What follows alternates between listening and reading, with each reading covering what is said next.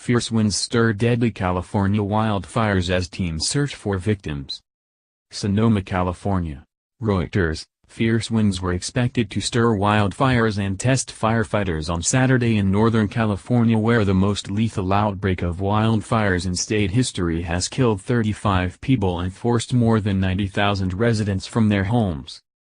The wind-driven blazes, which erupted on Sunday night in the heart of California's renowned wine country, north of San Francisco, have destroyed an estimated 5,700 homes.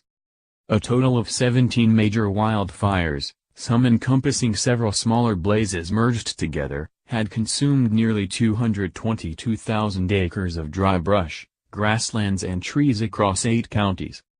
Ground crews on Friday gained ground on the wildfires on Friday as they raced to clear drought-parched vegetation along the southern flanks of fires, removing highly combustible fuels adjacent to populated areas before extreme heat and winds were forecast to revive over the weekend. Winds were to intensify overnight and into Saturday with gusts of up to 55 miles per hour, 90 kilometers per hour, along with 10% humidity, the service warned. If new fires start, they could spread extremely rapidly, said Brooke Bingaman, a National Weather Service meteorologist in Sacramento, California, in a video posted on Facebook. Those fuels are super dry right now. This also could cause problems for the current wildfires and the firefighters who are trying to suppress them. Wildfire ripped through the Sonoma County town of Santa Rosa, where whole neighborhoods were reduced to landscapes of gray ash, smoldering debris and burned-out vehicles. The 35 confirmed fatalities, 19 in Sonoma County, mark the greatest loss of life from a single fire event on record in California, surpassing the 29 deaths from the Griffith Park fire of 1933 in Los Angeles.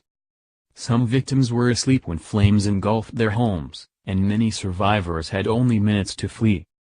With 235 people still missing on Friday in Sonoma County alone, and rubble from thousands of incinerated dwellings yet to be searched, authorities have said the number of fatalities from the so-called North Bay fires would likely climb.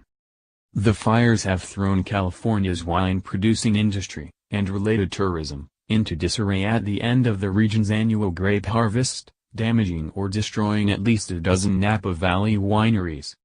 Some 45 search and rescue teams and 18 detectives were deployed to scour obliterated neighborhoods for victims. More than 90,000 residents have been evacuated, said Jaime Williams, a spokeswoman for the California Department of Forestry and Fire Protection. Governor Jerry Brown planned to visit the area with California's 2 U.S. senators on Saturday.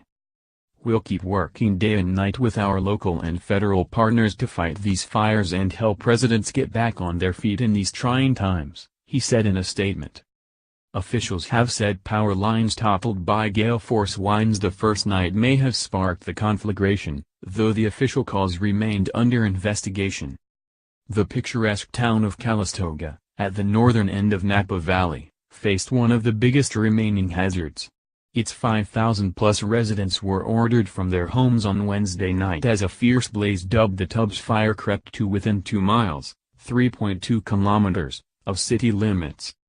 On Friday, fires raged along mountain ridges overlooking Calistoga, threatening to rain embers onto the resort and spa destination if strong winds blow out of the north as predicted, CAL FIRE spokesman Dennis Rain said. "It's surreal. It's eerie," Mayor Chris Canning told a local ABC affiliate as he surveyed the empty town on Friday. "It's calm now and it's giving CAL FIRE an opportunity to really bang it down." The year's wildfire season is one of the worst in history in the United States, with nearly 8.6 million acres, 3.5 million hectares, burned, just behind 2012, according to the National Interagency Fire Center. Additional reporting by Stephen Lamb, Dan Whitcomb, Steve Gorman and Alex Dobuzinskis in Los Angeles, Sharon Bernstein in Sacramento, California, Gina Trellis in New York, Brendan O'Brien in Milwaukee, Heather Somerville in San Francisco, editing by Adrian Croft.